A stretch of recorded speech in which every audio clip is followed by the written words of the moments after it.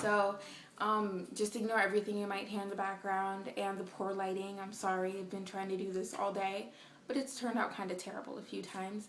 And so the whole point of this video is to educate you guys on this whole Kony situation that, in my opinion, has been blown completely and utterly out of proportion.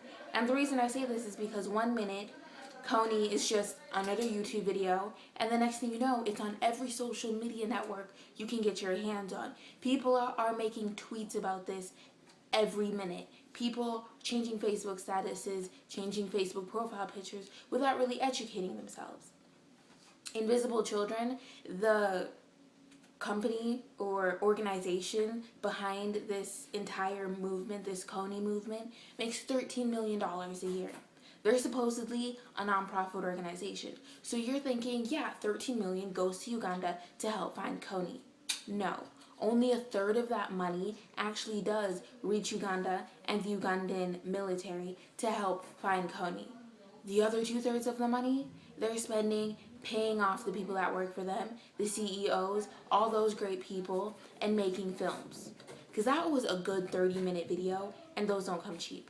So don't sit there thinking that, oh, it's just a bunch of white boys that hopped on a plane, went to Africa, saw the damage and destruction, and wanted to make a difference. No. These people are making a damn good living, is what it is, off of our money. And I'm like, hey, if you make $8 million a year per se, and you give Uganda 4, you keep 4, 50-50 split, that's fine, because you deserve it. Round of applause, pat on the back for such a good job. But not only a third of the money should be going to the cause we think we're paying for. That's just not okay, in my opinion. And Kony himself hasn't been seen from or heard from in Uganda for the past 6 years, since 2006. So I'm like, where were you guys in 2006 when this whole Kony movement would have actually made a difference? Because he would actually be there. We could actually find him. The Ugandan army, the money they're getting from us is given to the Ugandan army so they can go out and search for Kony. But how are they going to search for Kony if he's not even in Uganda? They can't cross borders into other territories because that's not in their power. So let's say he's off in Tanzania like my mom said he was back in '96. If he's off in Tanzania, the Tanzanian government doesn't really give a crap about Kony. So what are we really paying for here? What are we really paying for? The LRA, Kony's rebel group that abducted 30,000 children and has 30,000 children in their control right now, that's a bunch of BS. They abducted a total of 30,000 children over the span of 30 years. They don't have them all together at once, because look at Jacob from the video. At the beginning of the video, he's like 10 years old. At the end of the video, he's full grown.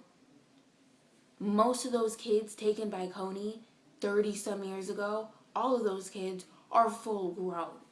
So it's not like we're going in there right now rescuing a bunch of kids, because we're not.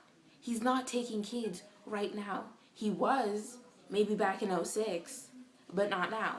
But that's what they made it, that's what at least I believed watching the video. I thought he was out there going ape shit in Uganda, taking a bunch of innocent kids right now. So I thought I'd make a difference right now.